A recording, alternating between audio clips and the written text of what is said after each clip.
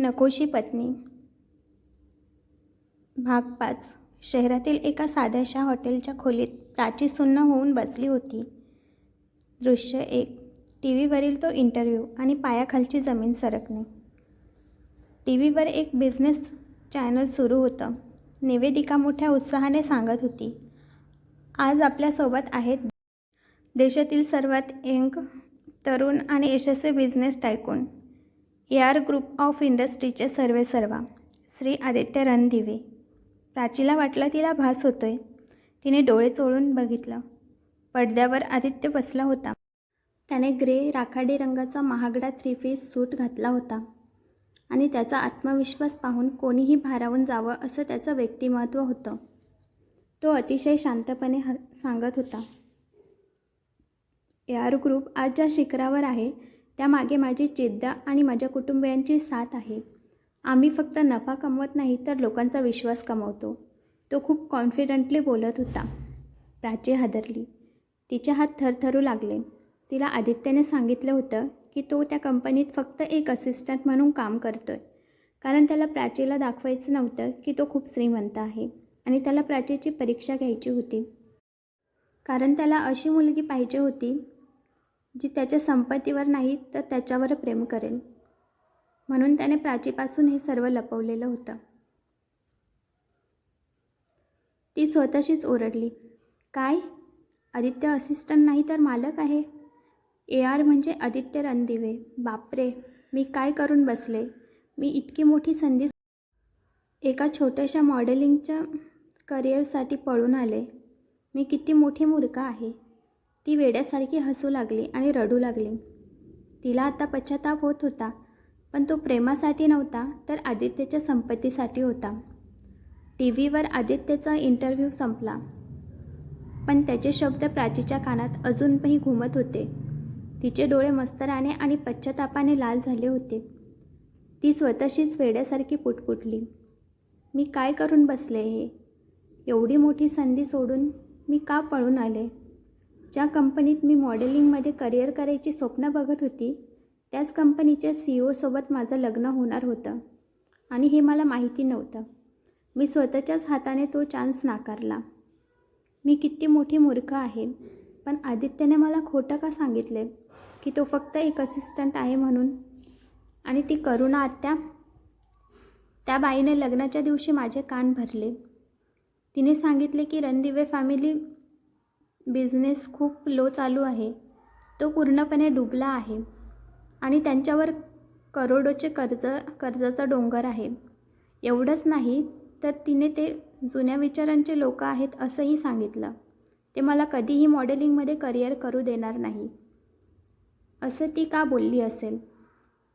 आज जर त्या आत्याचं ऐकून मी पळून गेली नसती तर मी आदित्यची पत्नी असते. प्राचीला आता तो दिवस आठवला जेव्हा ती AR ग्रुपमध्ये मॉडेलिंगच्या मुलाखतीसाठी गेली होती. तिने कपाळावर हात मारून घेतला. अरे देवा, आदित्य फॅशन इंडस्ट्रीचा बादशाह आहे हे मला तेव्हाच का नाही कळालं? त्या दिवशी तो माझ्यासोबत आला होता तेव्हा सिक्युरिटी गार्ड्स त्याला बघून ग्रीट करत होते, कारण तो मालक होता म्हणून. तो दुसरा माणूस आदित्यला सर बोलला, पण आदित्यने डोळ्यांनी खुणवल्यावर शांत बसला. आदित्यने त्या माणसाची ओळख AR ग्रुपचा मालक म्हणून करून दिली होती आणि स्वतःला त्याचा असिस्टंट म्हटलं. मी किती खुश झाले होते की मी कंपनीच्या मालकाला प्रत्यक्षात भेटले, पण खरा मालक तर माझ्याजवळच होता, माझा बॉयफ्रेंड होता. त्या मॉडेलिंगच्या सिलेक्शनमध्ये शेकडो मुलींमधून फक्त माझीच निवड झाली होती. म्हणजे ते सगळं आदित्यने माझ्यासाठीच केलं होतं. त्याने तर मला वचनही दिलं होतं की लग्न झाल्यावर तो मला मॉडेलिंग करू देईल म्हणून आणि मला मनासारखं जगायला पूर्ण स्वातंत्र्य असेल. पण मीच मूर्खपणा केला. त्या करुणा आत्याचं ऐकलं नसतं तर आज मी AR ग्रुपची मालकी नसते. आता माझ्या जवळचे पैसेही संपत आले. मी काय करू आता? दृश्य 2. सुनैना आणि प्राचीचा कट. घोर विचारात पडलेल्या प्राचीने शेवटी थरथरत्या हाताने आईला सुनैनाला फोन लावला. पलीकडून सुनैना म्हणाली, हॅलो, कोण बोलत आहे? प्राची रडत म्हणाली, आई, हॅलो आई, मी प्राची बोलते. सुनैना दचकली. प्राचू, तू तू कुठे आहेस? काय करतेस? कशी आहेस? आणि घरी केव्हा परत येशील? तिने एका दमात प्रश्नांची सरबत्ती केली. प्राची म्हणाली, आई आई मी ठीक आहे. तू आधी शांत हो आणि श्वास घे जरा. सुनैनाला लग्नाचा दिवस आठवला आणि ती अचानक संतापली. मी कशी शांत होऊ? तू का लग्न सोडून पळून गेली होतीस? तुला माहिती आहे तू गेल्यावर आमची काय अवस्था झाली होती? ती नंदिनी जर लग्नाला तयार झाली नसती तर नवरी पळून गेली म्हणून आमची किती बदनामी झाली असती. म्हणूनच आम्हाला आदित्यचं लग्न नंदिनीसोबत करावं लागलं. आणि ती अपशकुनी नंदिनी त्या रणदिवे घराण्याची सून झाली. आता किती स्वप्न बघितली होती मी की तुझं लग्न आदित्यसोबत होईल आणि तू त्यांच्या घरावर राज्य करशील म्हणून. पण तुझ्या एका चुकीमुळे माझी सगळी स्वप्न धुळीला मिळाली. प्राचीला धक्का बसला. काय? आदित्यने लग्न केलं आणि ते पण त्या मूर्ख नंदिनीसोबत? आई काय बोलतेस तू हे? आई, आदित्य तर फक्त माझ्यावर प्रेम करतो. तो दुसऱ्या कोणाशी लग्न कसं करू शकतो? सुनैना म्हणाली. अगं त्याने स्वतःच्या खुशीने नाही केलं. त्याला तर माहिती पण नव्हतं की त्याचं लग्न नंदिनीसोबत झालं आहे. तुझ्या बाबांनी बदनामी टाळण्यासाठी गुपचूप नंदिनीला मंडपात बसवलं होतं. आदित्यला वाटलं तो तुझ्याशीच लग्न करतोय. पण जेव्हा लग्न झालं आणि आदित्यने नंदिनीचं घुंगट उघडलं तेव्हा समोर नंदिनीला बघून तो खूप चिडला होता. प्राचीने विचारलं. मग नंदिनी आदित्यच्या घरी कशी गेली? सुनैना म्हणाली. आदित्य तर तिला न्यायला तयार नव्हता. पण तुझ्या बाबांनी सुरेशजींचे हातपाय धरले. शेवटी सुरेशजी आणि आजींच्या हट्टामुळे नंदिनीला घरी घेऊन गेला. पण मला वाटतंय त्याने तिला अजून पत्नी मानलं नसेल. तो म्हणत होता की तो फक्त प्राचीवर प्रेम करतो. पण ती नंदिनी जर त्याला आपल्या प्रेमाच्या जाळ्यात ओढायला लागली तर सांगता येत नाही.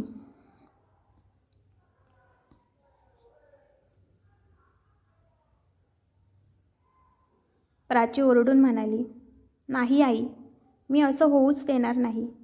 आदित्य फक्त माझा आहे, फक्त माझा. आणि आई, तुला माहिती आहे आदित्य कोण आहे ते?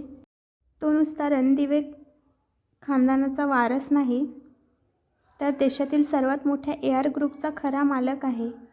त्याचा बिझनेस पूर्ण जगात पसरला आहे. सुनैना शॉक झाली. काय? प्राची, काय बोलतेस तू? मग आपल्याला हे सगळं इतके दिवस माहिती कसं नव्हतं? प्राचीने सांगितलं की आदित्यने त्याची ओळख गुप्त ठेवली होती. सुनैना म्हणाली, हे काय करून बसलीस तू? पण आता ती नंदिनी तुझ्या वाटेचं सुख उपभोगते. त्यावर फक्त तुझा हक्क आहे. आपण काहीही करून तुझी जागा परत मिळवू.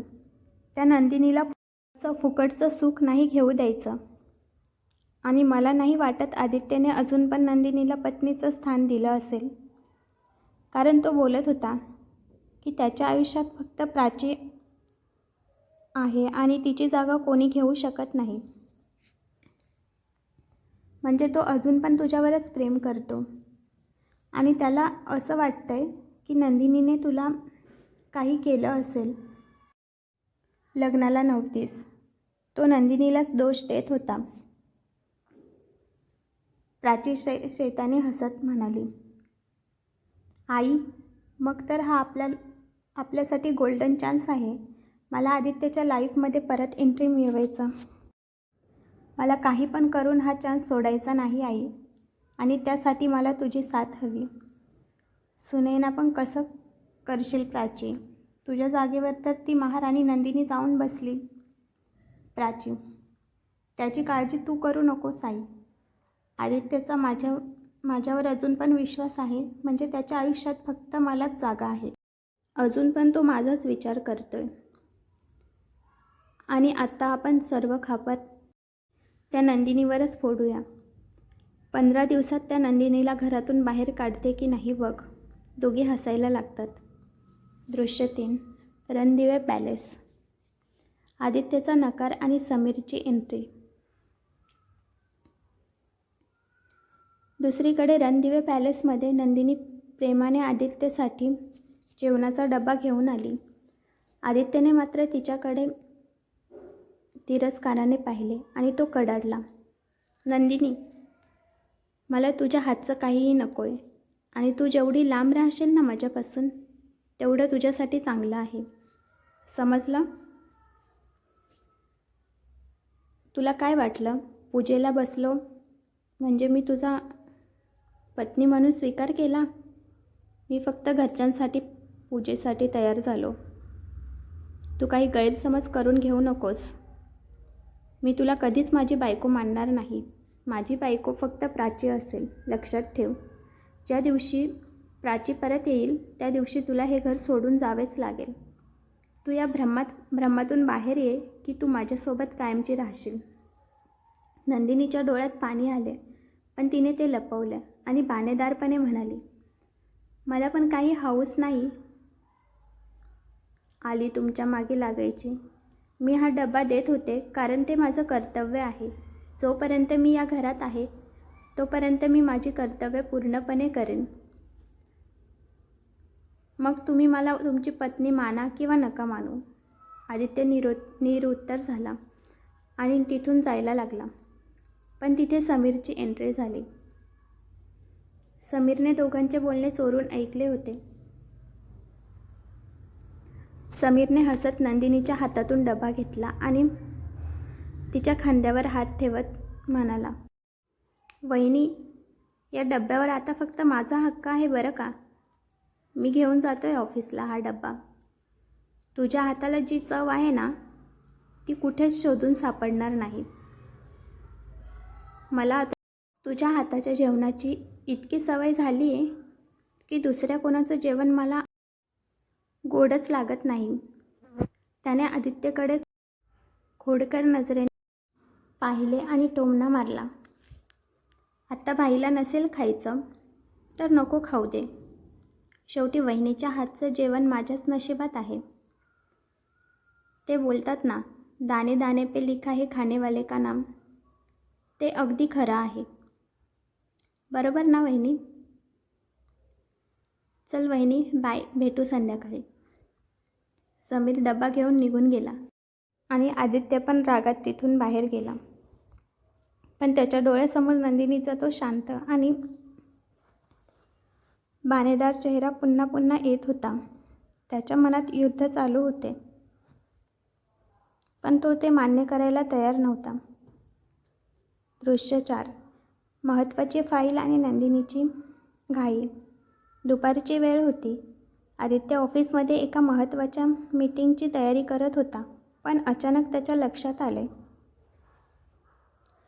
की ज्या फाईलवर आजचे कोट्यावधींचे कॉन्ट्रॅक्ट्स अवलंबून आहे ती फाईल तो घाईघाईत घरीच विसरला. त्याने अस्वस्थ होऊन घरी फोन लावला. पण अनुराधा आई आणि आजी मंदिरात गेल्या होत्या आणि ईशा कॉलेजला गेली होती. शेवटी नंदिनीनेच फोन उचलला. आदित्य घाईत म्हणाला, मॉमला फोन दे लवकर. नंदिनी शांतपणे म्हणाली, आदित्यजी, घरी कोणीच नाही आहे. मी एकटीच आहे आज. सर्वजण बाहेर गेले आहेत. आदित्य वैतागून कडाडला. शिट. ऐक, माझ्या स्टडी टेबलवर एक ब्लू कलरची फाईल आहे. ती खूप इम्पॉर्टंट आहे. कोणाला तरी जवळ देऊन तातडीने ऑफिसला पाठव लवकर. नंदिनीने फाईल हातात घेतली आणि सहज उघडून बघितली. तिने फॅशन डिझायनिंगचा कोर्स पूर्ण केला होता आणि ती कॉलेजची गोल्ड मेडलिस्ट होती. त्यामुळे तिची नजर डिझाईन्सवर पडताच तिला धक्का बसला. त्या फाईलमध्ये असलेले डिझाईन्समध्ये तांत्रिक चुका होत्या आणि तो संपूर्ण प्रोजेक्ट फॅशनच्या दृष्टीने चुकीचा होता. वेळ कमी होता म्हणून नंदिनीने स्वतः ती फाईल घेतली आणि ती तडक ऑफिसला निघाली. तिने आज गुलाबी रंगाची नेटची साडी नेसली होती. साधेपणा असूनही तिचे ओशन ब्लू डोळे आणि गोरा रंग तिला अधिक आकर्षक बनवत होते.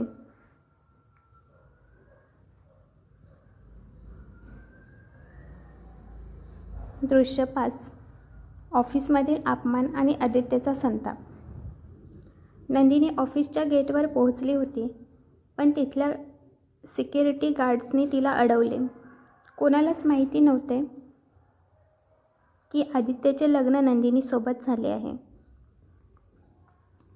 नंदिनीला कोणीच ओळखत नव्हते. सर्वांना असंच माहिती होते की आदित्यची बायको प्राची आहे, म्हणून नंदिनीला गार्ड्स आत जाऊ देत नव्हते आणि तिच्याजवळ अपॉइंटमेंट लेटरही नव्हता. आणि आदित्यचा नंबर पण नसल्यामुळे तिने समीरला कॉल केला. समीर तातडीने खाली आला आणि तिला सन्मानाने आदित्यच्या केबिनमध्ये घेऊन गेला. आदित्य खाली मान घालून लॅपटॉपवर काम करत होता. नंदिनीने फाईल टेबलवर ठेवली आणि हळूच म्हणाली, आदित्यजी.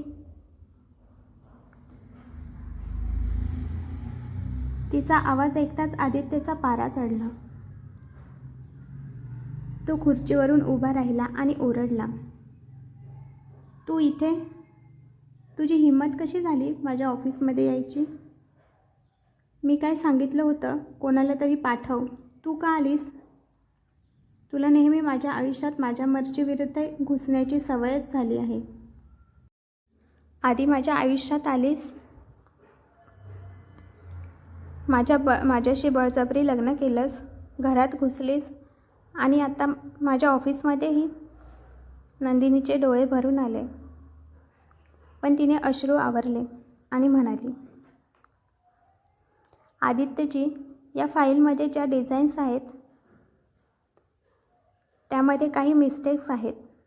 मला फक्त तेच. आदित्यने तिचे बोलणे मध्येच तोडले आणि कठोरपणे हसत म्हणाला, आता तू मला शिकवणार की माझे डिझाईन्स चांगले आहेत की वाईट ते? त्यामध्ये काय चुकीचं आहे आणि काय बरोबर आहे?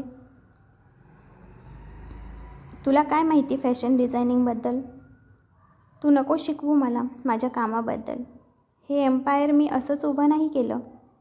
चल निघ इथून, मला इम्पॉर्टंट मीटिंग आहेत आणि तुझी बडबड ऐकून मला माझा मूड खराब नाही करायचा. नंदिनीने खूप विनवणी केली, पण आदित्य तिचं ऐकायला तयार नव्हता. आदित्यजी, प्लीज ऐका ना, हे डिझाईन्स रिजेक्ट होतील. आदित्यने तिच्याकडे दुर्लक्ष केले आणि वळताना म्हणाला, आणि एक लक्षात ठेव, इथे आली तर आहेस, पण कोणाला कळता कामा नये की तू माझी बायको आहेस ते. समजलं ना? नंदिनी खाली मान घालून उभी असते. तिला आदित्यच्या बोलण्याचा खूप त्रास होत होता, पण ती तसं दाखवत नव्हती. दृश्य 6. समीरचा मास्टर स्ट्रोक आणि नंदिनीची जादू. आदित्य रागात कॉन्फरन्स हॉलमध्ये निघून गेला. नंदिनी तिथेच उभी होती. तिला खूप टेन्शन आले होते, कारण हे कॉन्ट्रॅक्ट कंपनीसाठी खूप महत्त्वाचे होते. तिने समीरला केबिनमध्ये बोलवले. समीर आला आणि विचारले, हो बोल ना वहिनी, काय झालं? आणि तू पेपर्स आणि पेन्सिल का मागवलीस? नंदिनी म्हणाली, समीर भाऊजी, वेळ नाही आहे आपल्याकडे. मी नंतर सांगते तुम्हाला. मला पटकन पेपर्स द्या. नंदिनीने तिथेच बसून अवघ्या अर्ध्या तासात पूर्णपणे नवीन आणि युनिक डिझाईन्स तयार केल्या. तिचे हात कागदावर एखाद्या जादूसारखे फिरत होते. इकडे कॉन्फरन्स हॉलमध्ये लंडनच्या कंपनीचा मालक स्मिथ आणि आदित्य यांच्यात मीटिंग सुरू होती. Aditya, hello mister Smith, how are you? And nice to meet you. Hello mister Smith, कसे आहात? मी तुम्हाला भेटून खूप आनंद झाला. Mister Smith, I am fine mister Aditya. I have heard a lot about your company.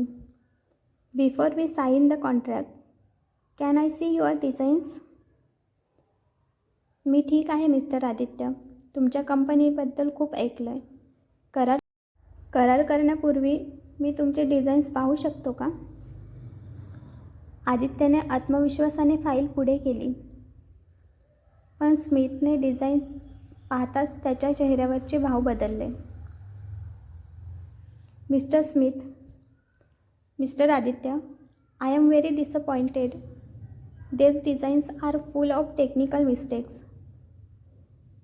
They are not up to international standards. Mister Aditya, मला खूप निराशा झाली आहे.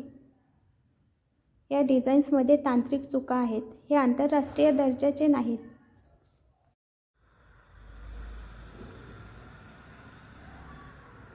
आदित्यला तर धक्काच बसला. त्याने स्वतः फाईल पाहिली तर त्याला त्या चुका दिसल्या आणि त्याला नंदिनीचे शब्द आठवले. नंदिनी बरोबर बोलत होती. ती मला बोलण्याचा प्रयत्न करत होती पण मीच ऐकलं नाही. पण आता काय करावे नव्हते. त्याचं डोकं तर सुन्न झालं होतं. दृश्य 7. यश आणि सौंदर्याची जादू. तितक्यात दरवाजा उघडला आणि नंदिनी व समीर आत आले. गुलाबी नेटच्या साडीत नंदिनी एखाद्या स्वर्गीय अप्सरेसारखी दिसत होती. तिने ते पेपर्स मिस्टर स्मिथच्या हातात दिले.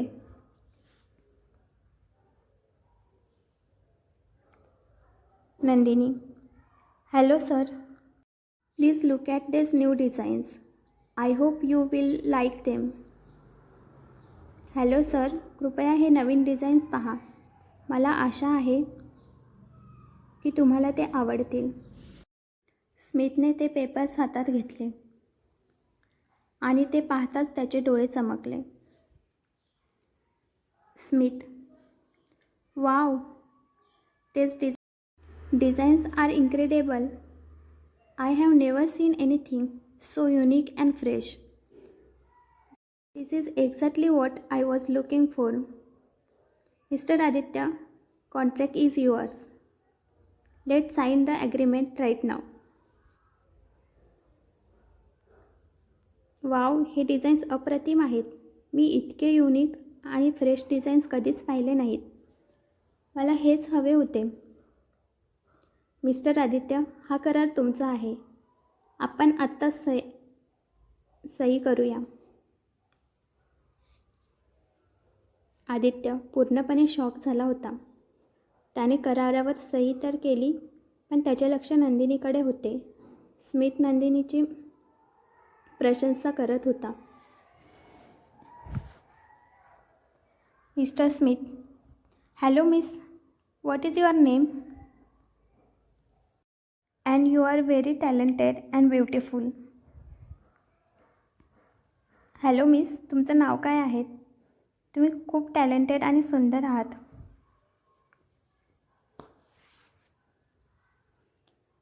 Nandini, I am Nandini Dixit. मी नंदिनी दीक्षित. तिने स्वतःची ओळख दीक्षित म्हणून करून दिली कारण आदित्यने तिला बजावून सांगितले होते की ती त्याची बायको आहे हे कोणाला कळता कामा नये म्हणून. पण तिने तिचं सरनेम दीक्षित सांगितलं तेव्हा आदित्यला मनातून खूप वाईट वाटले. स्मिथ नंदिनीकडे टक लावून बघत होता ज्यामुळे आदित्यला जळफळाट होत होता. जेलसी होऊ लागली. त्याने स्मिथला मध्येच तोडले आणि म्हणाला, mister Smith, shall we complete the other process? आदित्यला नंदिनीबद्दलची ओढ वाटत होती. ती आज त्याच्या चेहऱ्यावर मस्तराच्या रूपाने स्पष्ट दिसत होती.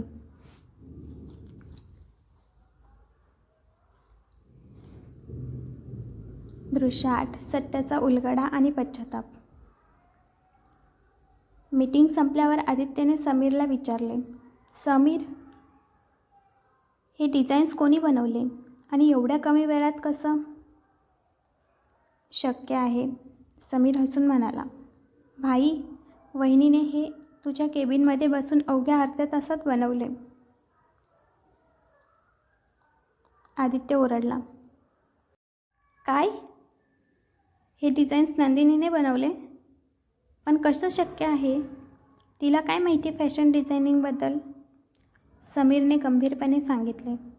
भाई, तुला कोणी सांगितलं तिला काही माहिती नाही? वहिनीने फॅशन डिझायनिंग पूर्ण केलं आहे.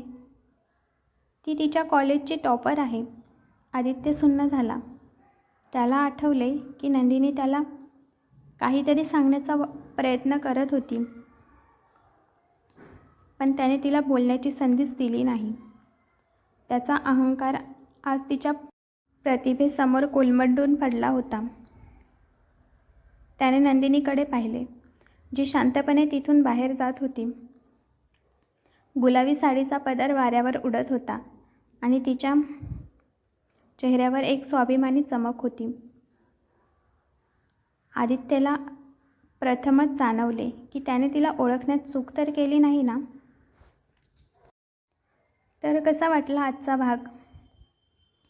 तुम्हाला आवडला असेल तर मला कमेंटमध्ये नक्की सांगा आणि माझ्या चॅनलला सबस्क्राईब करा, बेल आयकॉनवर क्लिक करा आणि नोटिफिकेशन ऑल करा, म्हणजे माझ्या कथेचे नवीन भाग तुमच्यापर्यंत पोहोचण्यास मदत होईल. धन्यवाद.